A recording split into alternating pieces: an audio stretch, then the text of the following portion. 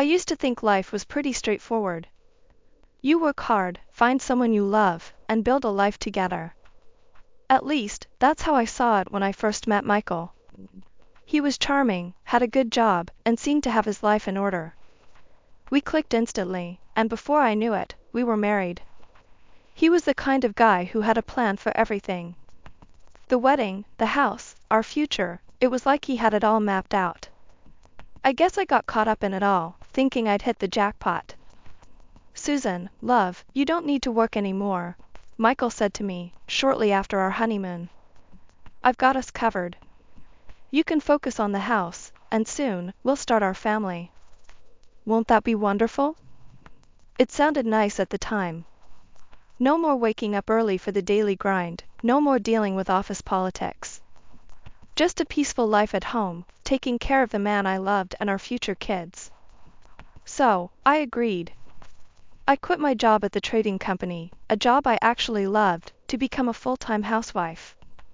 But as days turned into months, and months into years, the picture Michael painted started to show its true colors. "Susan, is it really that hard to keep the house tidy?" Michael's voice would boom as he walked through the door, his eyes scanning for anything out of place. "And dinner? I hope it's something decent today. I'm tired of the same old stuff." I tried, God knows I tried. I kept the house spotless, learned new recipes, did everything I could to be the wife Michael wanted. But it was never enough. "No, thank you, no, it's delicious," or "you've outdone yourself." Nothing. It was like living with a ticking time bomb, never knowing what would set him off. The worst part? The silence. The absence of the pitter-patter of little feet, the laughter of a child, our child. It was a void, a constant reminder of what Michael considered my biggest failure. 3 years, Susan. 3 years and not even a sign of a baby. Do you know how embarrassing that is for me? Everyone at work is asking, and what do I say? That my wife can't do the one thing she's supposed to? His words would cut deeper than any knife. It wasn't like we hadn't tried. Doctor's appointments, tests, the works. But nothing. And instead of support, I got blame. As if it was my fault. As if I wanted this emptiness inside me, this feeling of being less than a woman. And then there were the gatherings. Michael loved showing off our home to his colleagues. Loved playing the big man in front of his friends. And I was reduced to a server, invisible yet scrutinized, bringing in drinks and food, trying to be the perfect hostess, while my insides twisted with every laugh, every shared look between Michael and her, Sarah, his star colleague. "Susan, make sure you don't embarrass me tonight. And keep an eye on Sarah, she likes her drinks a certain way," Michael would say, his eyes never meeting mine, always fixed on something, or someone, far more important. It was a life, sure. But it was a life unraveling, thread by thread, until I felt like I was nothing more than a shadow in my own home, a ghost of the woman I once was. The days began to blur, each one a mirror of the last. Wake up, clean, cook, try to dodge Michael's sharp comments, then sleep, and repeat. It was like living in a loop, a never-ending cycle of chores and criticisms. The house that was supposed to be a home felt more like a prison, and I, its unwilling inmate. "Susan, are you even listening?" Michael's voice snapped me out of my thoughts one evening. I looked up to see him glaring at me, a crease of annoyance on his forehead. I said, "The Hendersons are coming over for dinner tomorrow. Make sure everything is perfect. I won't have you embarrassing me in front of my boss." I nodded, my voice barely a whisper. "Yes, Michael. I'll take care of it." It was always about keeping up appearances, making sure everyone else saw the perfect picture, even if the frame was cracking at the edges. The next day was a flurry of activity. Cleaning, polishing, cooking, the house had to be spotless, the food nothing short of exquisite. It was exhausting, but I had learned long ago that it was better to just do it than to face Michael's wrath. The Hendersons arrived, all smiles and pleasantries. I played the part, the dutiful wife, serving and smiling, but inside, I was screaming. Screaming for a way out, for a moment of peace, for a life that felt like mine. After they left, Michael was in high spirits, the evening a success in his eyes. See, Susan? When you actually try, things go well. Keep this up, and maybe there won't be as much to complain about. His words stung, but I bit back the tears. Crying never helped, it only made things worse. So, I cleaned up, washing the dishes as the weight of Michael's expectations and my own helplessness settled on my shoulders like a lead cloak. The next morning, I woke up feeling off. My head was spinning, and my stomach churned. I brushed it off, thinking it was just exhaustion or maybe something I ate. But when it happened again the next day, and the day after, I couldn't ignore it anymore. Michael, I think I need to see a doctor, I said one morning, trying to keep my voice steady. I've been feeling really sick lately, and it's not getting better. He barely looked up from his phone. What now, Susan? Can't you handle a simple stomach bug? Fine, go see a doctor if you must, but make sure it's quick. You know we have plans this weekend. The doctor's appointment was a blur. Tests were run, questions asked, and then the wait. The wait that felt like an eternity. And then, the news I never expected, the news that changed everything. Congratulations, Mrs. Taylor, you're pregnant, the doctor said, her smile warm and genuine. Pregnant. The word echoed in my mind, a beacon of hope in the fog of my life. I was going to be a mother. A mix of joy and fear washed over me. Joy for the life growing inside me, and fear for how Michael would react. I rushed home, the news burning a hole in my pocket. Michael, I said, bursting through the door, my heart racing. I have something to tell you. We're going to have a baby. He looked at me, his expression unreadable. A baby, huh? He said, his voice flat. Well, don't expect this to change anything, Susan. Pregnant or not, you still have your responsibilities here. His words hit me like a bucket of cold water. This was supposed to be a moment of happiness, of shared dreams coming true. Instead, it was just another cold reminder of the life I was trapped in. With the pregnancy confirmed, life took on a strange new rhythm. My body was changing, reacting in ways I had never anticipated.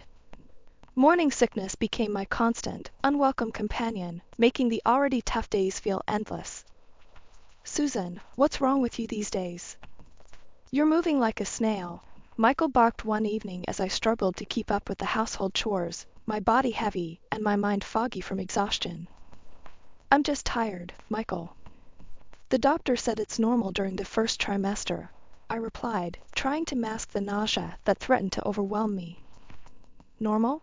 There's nothing normal about slacking off. You wanted this baby, now deal with it.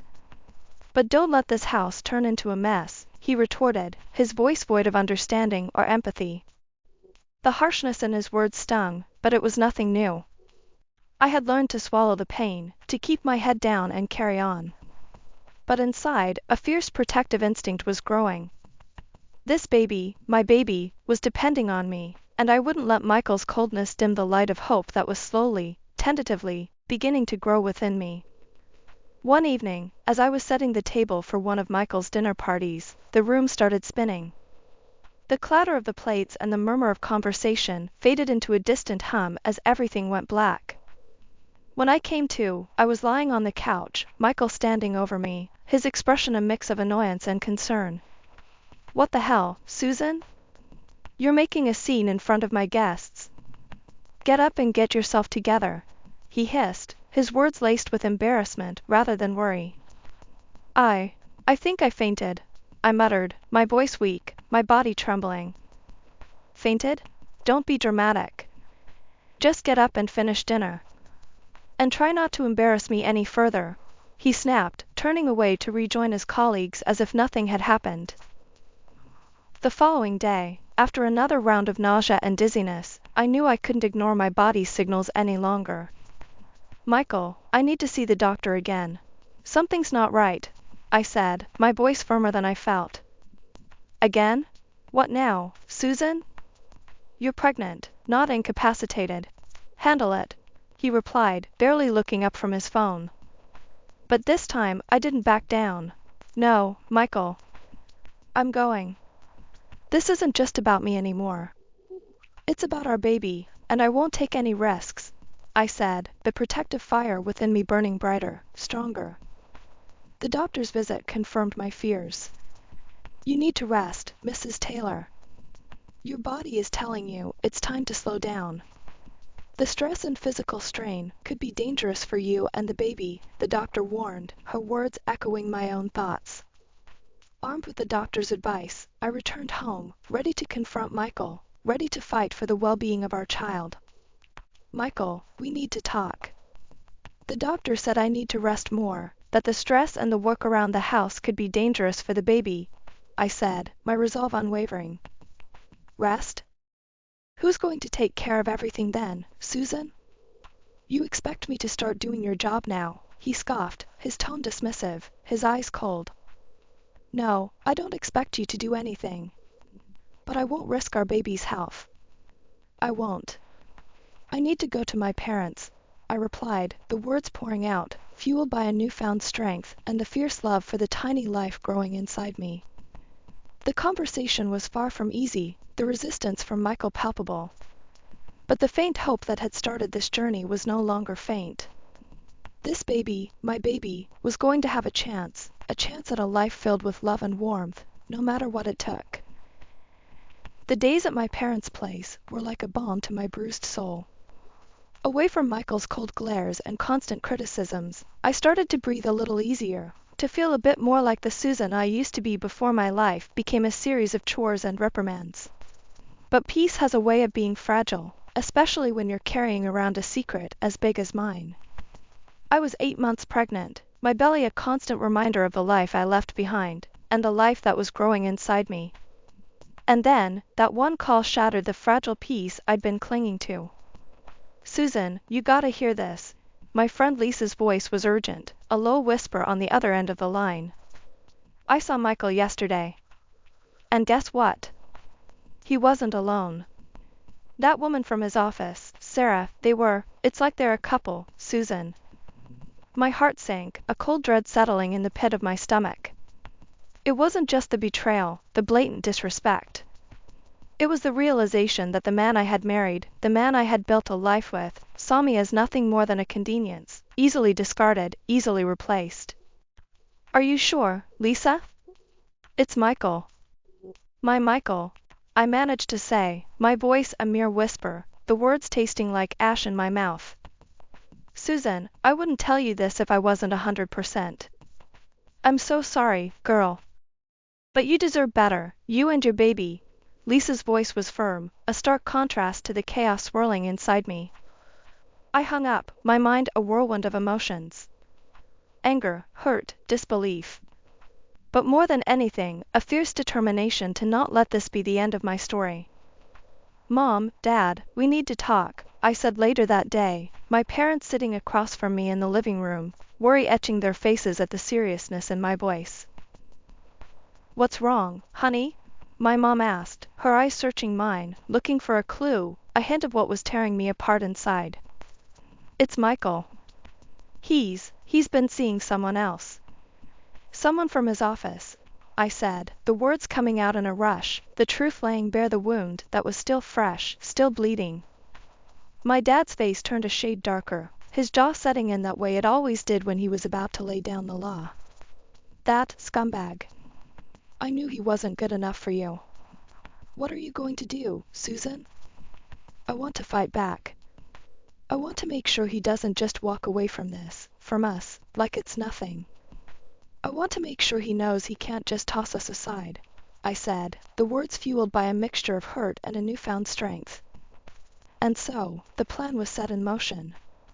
My dad's friend, a former cop turned private investigator, was our best shot at getting the evidence we needed. Evidence that would show the world, show Michael, that I wasn't just a forgotten wife, a discarded piece of his past. Susan, I'll take care of it. You just focus on yourself and the baby. We'll make sure this guy gets what's coming to him. The investigator, a grizzled man with eyes that had seen too much, assured me. Weeks rolled by, each one stretching longer than the last. The house, usually filled with tension, was now brimming with a silent storm, the kind that threatens to shatter everything in its wake. The private detective had done his job well, too well. The evidence he handed over was damning: photos and videos that left no room for doubt. Michael's infidelity was laid bare, each image a stab in my heart. And Sarah, his colleague, the woman I had reluctantly hosted at my husband's request, was at the center of it all. "Can't believe this, can you, Susan?" my mom muttered as we sifted through the evidence one evening. Her face was a mix of anger and sympathy, her hand squeezing mine in a silent show of support. "You gonna let him get away with this? After everything?" I wiped my eyes, the reality of my situation settling like lead in my stomach. No, I can't. But it's not just me anymore. It's her too, I said, my hand instinctively resting on my swollen belly. The baby, my little girl, was due any day now, and she was all that mattered. The birth was a whirlwind, a mix of pain, fear, and overwhelming love. When they placed her in my arms, her tiny fingers curling around mine, the world faded away. She was perfect, a tiny beacon of hope in the storm that was my life. Back at my parents' house, the atmosphere was a mix of joy and worry. My parents doted on their granddaughter, their happiness tinged with concern for the future. "Susan, she's beautiful. She's got your strength, I can tell," my mom said softly, her eyes meeting mine with an understanding that went beyond words. I smiled, the weight of the past weeks easing a bit in her presence. "Thanks, Mom. She's what's keeping me going." My dad, ever the protective figure, glanced at the file that had been burning a hole in my mind. "What's the plan, Susan? You ready to face this storm head-on?" I looked at my daughter, her presence a silent reminder of the strength I had to muster. For her, I'll face anything. The air in my parents' home, usually thick with the scent of Mom's cooking and Dad's aftershave, had shifted. It was just days after my life had changed forever, bringing my daughter into the world. Her arrival was a slice of heaven in the turmoil that had become my life. Then, like a cold gust on a winter morning, Michael stormed in. His entrance was as subtle as a thunderclap, his eyes darting around, blatantly ignoring the tiny miracle in my arms. "Susan, this circus has gone on long enough," Michael began, his voice sharp, cutting the air. "I didn't marry a woman to have her lounge at her parents' place. It's time you returned and did what you're meant to do. I'm not bleeding money for a cleaner and a cook when I have you." I tightened my grip on my daughter, her innocence a stark contrast to the bitterness in front of me. "Michael, you're living in a fantasy if you think I'm stepping back into that house, back into that life. It's not happening." His laugh was cruel, devoid of humor. "Oh, really? And how do you plan on surviving, Susan? If you think I'm going to let you walk away with half of what's mine, you're sorely mistaken. I'll divorce you and make sure you don't get a dime." The audacity of his threat was almost laughable. Almost. I couldn't help but let out a chuckle, not of mirth, but of disbelief. "Michael, you're the one who's mistaken. You seem to forget, I know all about your little affair with Sarah. I'm the one filing for divorce. And with the evidence I have, let's just say you won't be the one calling the shots." His face drained of color, the arrogance melting into panic. "You're bluffing, Susan. You have nothing on me." That's when I decided it was time to lay my cards on the table. I pulled out the photos, the undeniable proof of his deceit. "Does this look like a bluff to you, Michael?" He lunged, desperation fueling his movements, but he was no match for my dad. Though years had passed since his days on the force, Dad's authority and strength hadn't waned a bit. He stepped between us, his presence alone enough to stop Michael in his tracks. "Michael, I think you've overstayed your welcome. Leave my house, and don't you dare come back threatening my daughter." Dad's voice was calm, but the underlying warning was clear as day. Fear flickered in Michael's eyes, a fear that confirmed he knew better than to argue. He backed away, his retreat as graceless as his entrance. The door shut behind him with a thud that seemed to echo my heartbeat. Silence enveloped the room for a moment, the tension slowly dissolving. I looked down at my daughter, her serene face oblivious to the storm that had just passed. She was my beacon, my reason to stand tall against the chaos. Weeks turned into a blur, a mix of sleepless nights and endless paperwork. My lawyer, Mr. Jenkins, was a no-nonsense guy, his office always smelling like strong coffee and determination. We were gearing up for a legal battle, and the air was thick with anticipation. "Susan, we're in for a rough ride. You sure you're up for this?" Mr. Jenkins asked as we sat in his office, papers spread out like a map of the battlefield ahead. I held my daughter close, feeling her steady breaths. "I've never been surer of anything, Mr. Jenkins.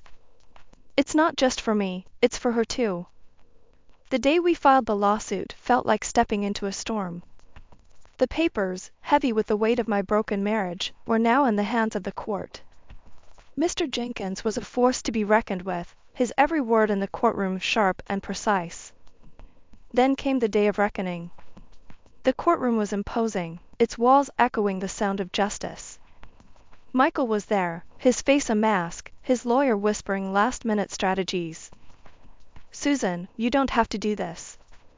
We can work it out," Michael hissed as I passed him, a last-ditch attempt to sway me.